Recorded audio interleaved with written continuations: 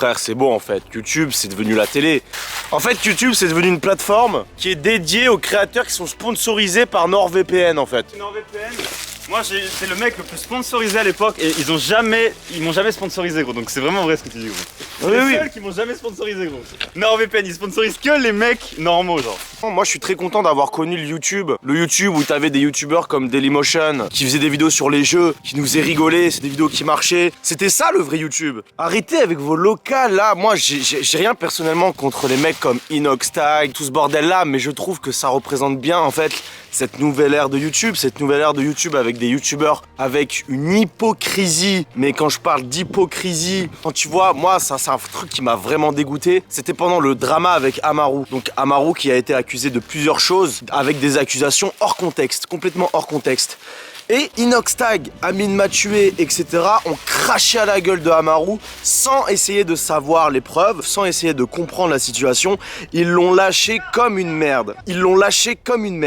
Alors qu'à la base, en vidéo, on les voit, t'as l'impression qu'ils sont tous meilleurs amis. Ça, c'est un truc qui me dégoûte. J'ai l'impression que YouTube est en train de devenir une plateforme dédiée aux créateurs qui ont une société, en fait, et qui sont sponsorisés par Fruits et NordVPN. J'ai l'impression que c'est que ça, quoi. Moi, je suis super content d'avoir connu le YouTube quand j'étais plus jeune, le YouTube de Diablo X9.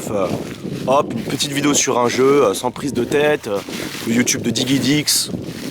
Digidix qui était un mec qui faisait des parodies, il faisait tout seul, il faisait ça pour le fun, même pas pour l'argent, alors qu'il faisait des millions de vues. Le YouTube de Dailymotion, l'ancien YouTube avec la Play Comedy Club. Vraiment le YouTube où en fait le gaming, où il y avait énormément de vidéos sur le gaming, des vidéos trolls, etc. Comme a dit Anas, beaucoup plus artisanal. C'était ça. En fait, c'est ça l'identité, la vraie identité de YouTube à la base. C'est une plateforme où il n'y a pas énormément de censure. Évidemment, il y a des règles à respecter, mais il n'y a pas énormément de censure. C'est une plateforme où c'est artisanal pour les amateurs et c'est ça qui faisait l'identité de YouTube. Et maintenant, j'ai juste l'impression que YouTube, c'est devenu une plateforme où on te demande, en fait d'être conforme à quelque chose absolument. J'ai l'impression que c'est juste devenu la télé. C'est devenu la télé quoi. Mais après j'ai rien personnellement contre ce genre de créateur. Le vrai YouTube perd de sa vraie identité et je trouve ça vachement dommage. À chaque fois que je vais sur YouTube, je vois des vidéos et à chaque fois c'est la même chose. C'est des plateaux télé.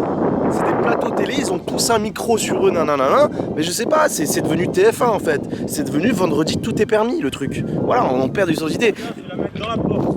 Vas-y. Dans la porte, regarde. Ouais. Oh! Faut remettre les cages.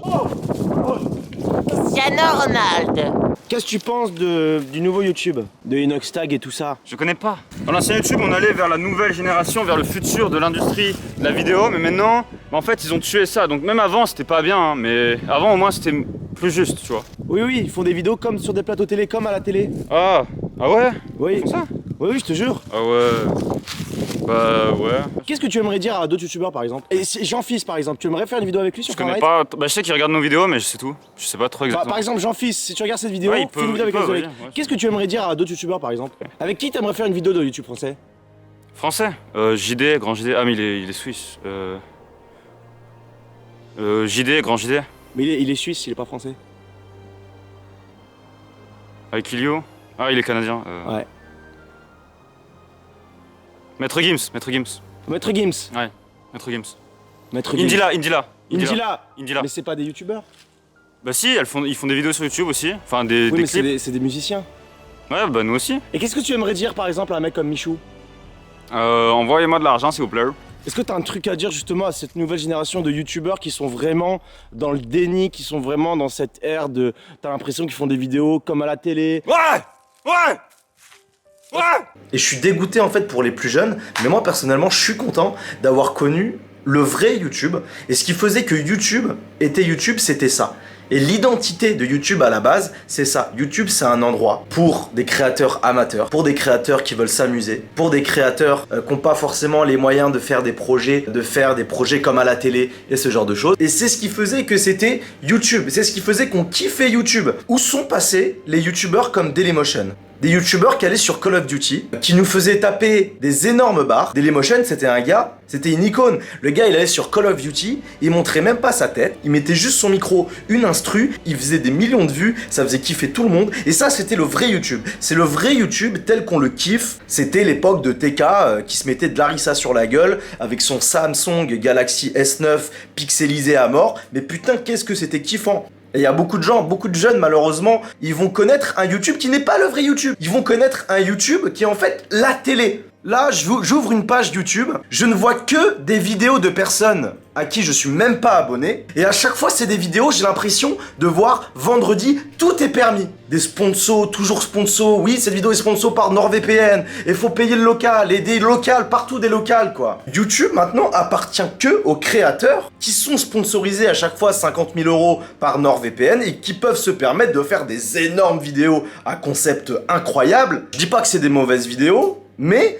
voilà, on est clairement, on n'est plus sur YouTube, les gars. Je vais prendre l'exemple d'un mec comme Michou. Bon, Michou, c'est un mec adorable, il a une image incroyable, il n'est pas problématique. Et c'est ce que veut YouTube maintenant. Ils veulent que des gens, entre guillemets, non problématiques. Quand tu vois un mec comme Azulek, il a des tatouages sur la gueule. Rien que ça. Anas, donc le blédard. Anas, qui est un des seuls qui a porté ses couilles, qui a sorti une vidéo il y a pas très longtemps, où justement, il partage un petit peu le même avis. Je crois que c'est un des seuls gars qui a toujours fait des vidéos dans son coin, dans son setup. C'est un des seuls qui a porté ses couilles. Et enfin, quelqu'un qui porte ses couilles. On a certains créateurs qui se plaignent. Oh, mais non, mais tout le monde va sur TikTok maintenant, on comprend pas. Bah oui, parce que ce qu'on retrouvait avant sur YouTube, on ne peut plus le voir parce que YouTube n'affiche plus ce genre de vidéos déjà. Et on peut les retrouver sur TikTok. Voilà. Parce que sur TikTok, il y a moins de restrictions. Oh, mais excusez-nous, on va faire 40 sponsors par vidéo. Mais faut bien payer le local, attendez, faut bien payer le monteur. Je sais pas qu'est-ce qu'on peut faire dans cette grange. Est-ce qu'on peut faire un endroit, une sorte de petit bar? En vrai, ouais, ce serait pas mal qu'on fasse un petit bar ici.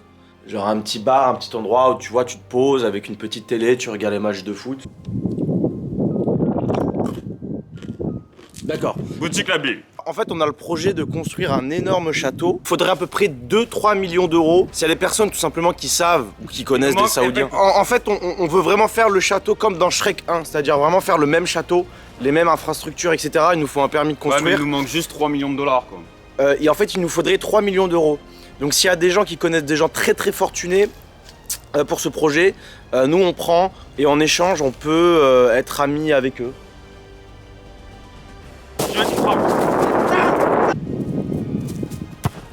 Merde. Oh non!